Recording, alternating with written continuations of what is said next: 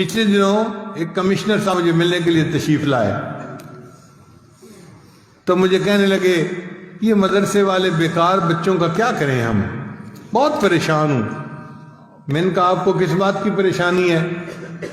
کہنے لگا کہ دیکھیں نا، یہ پڑھ لکھ کے بیکار ہوتے ہیں، کسی کام کے نہیں ہوتے، نہ کوئی ان میں سے ڈاکٹر ہوتا ہے، نہ کوئی انجینئر ہوتا ہے، کما کچھ نہیں سکتے، سوسائٹی کے قابل نہیں ہوتے۔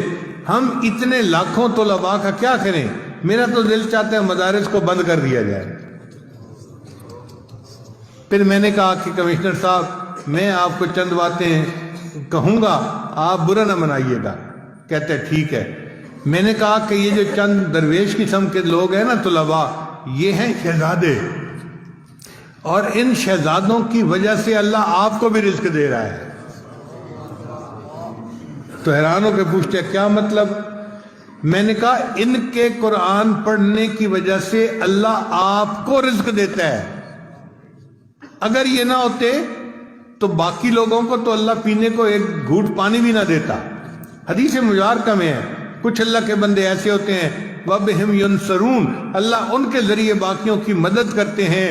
وَبِهِمْ يُمْطَرُونَ، ان کے صدقے اللہ بارشیں برساتے ہیں۔ وَبِهِمْ يُرْزَقُونَ، اور ان کی وجہ سے اللہ باقیوں کو بھی رزق عطا فرما دیتے ہیں۔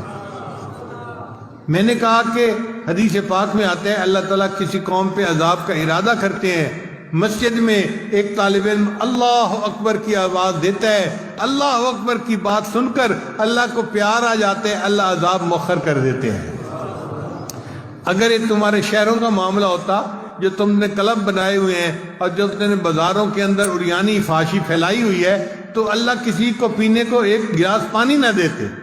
اگر تمہیں کچھ مل رہا ہے تو ان فقیروں کی وجہ سے مل رہا ہے۔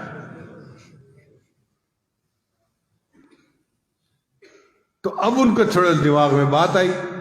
میں نے کہا کہ دیکھیں ہمارے پاس مثالیں ہیں کہ زیادہ کھا کے تو مر گئے، ایسی مثال کوئی نہیں کہ کوئی بھوکا مر گیا ہو۔ میں نے کہا کمشنر صاحب آپ کا اتنا بڑا ایریا ہے، آپ فیصل آباد، جھنگ، فلاں، ٹوبہ، اتنے ضلعوں کے کمشنر ہیں، ڈپٹی کمشنر کے بھی اوپر۔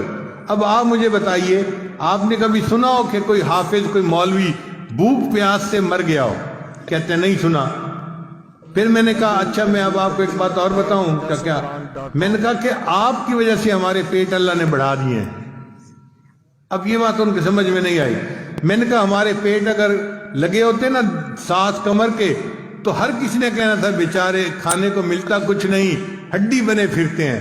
اللہ کہتے ہیں نہیں، یہ پانی بھی پئیں گے تو میں ان کو موٹا بنا دوں گا، تاکہ ان کی شکل دیکھ کے ہی پتہ چل جائے یہ بندہ بھوکا نہیں ہو سکتا۔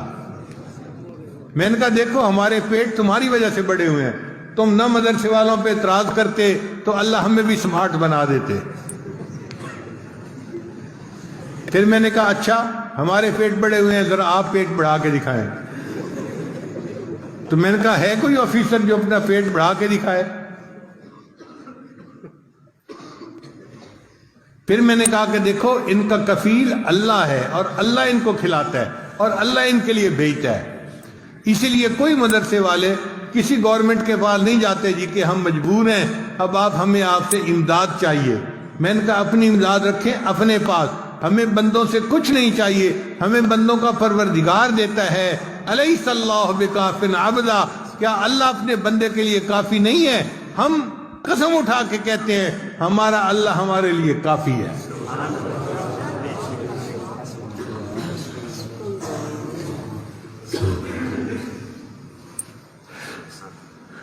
پھر مجھے کہنے لگے آپ تو لکھے پڑھے آدمی ہیں، آپ بھی مولیوں والی باتیں کر رہے ہیں۔ میں نے کہا کہ میں نے آپ کو اب حق بات سمجھا دی ہے تو اب کیا آپ کو سمجھ نہیں آ رہی؟ اچھا میں آپ کو ذرا ایک اور طریقے سے سمجھاتا ہوں۔ میں نے کہا دیکھیں ملک میں انڈسٹری کے گروپ ہوتے ہیں، یہ منشا گروپ آف انڈسٹریز ہے، یہ داؤد گروپ آف انڈسٹریز ہے، یہ کرسٹ گروپ آف انڈسٹریز ہے۔ کہنے لگے ہاں گروپ ہوتے ہیں۔ میں نے کہا یہ طلباء ہے نا، یہ پرل گروپ آف انڈسٹریز ہے، پرل کہتے ہیں موتی کو۔ کہنے لگا کیا مطلب؟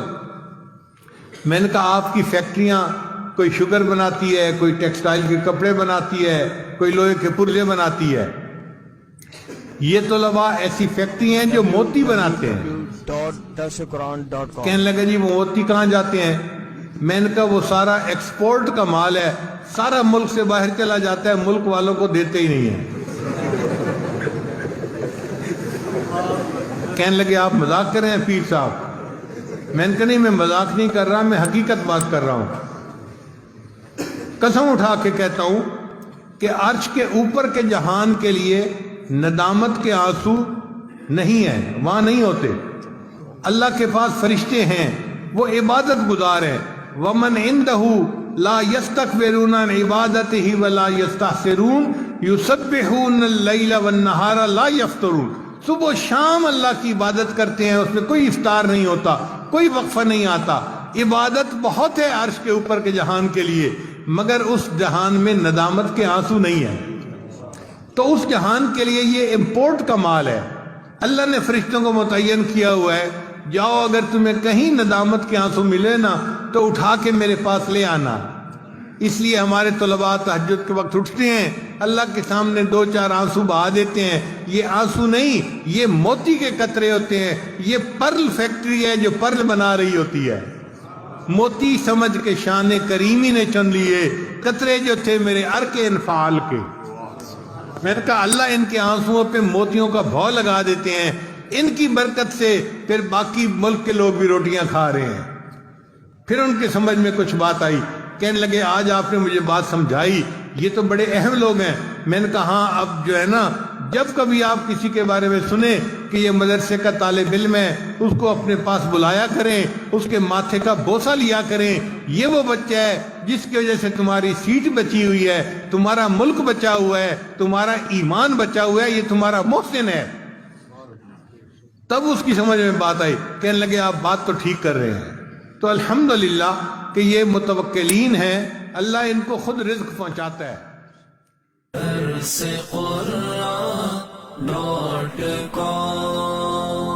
www.darsequran.com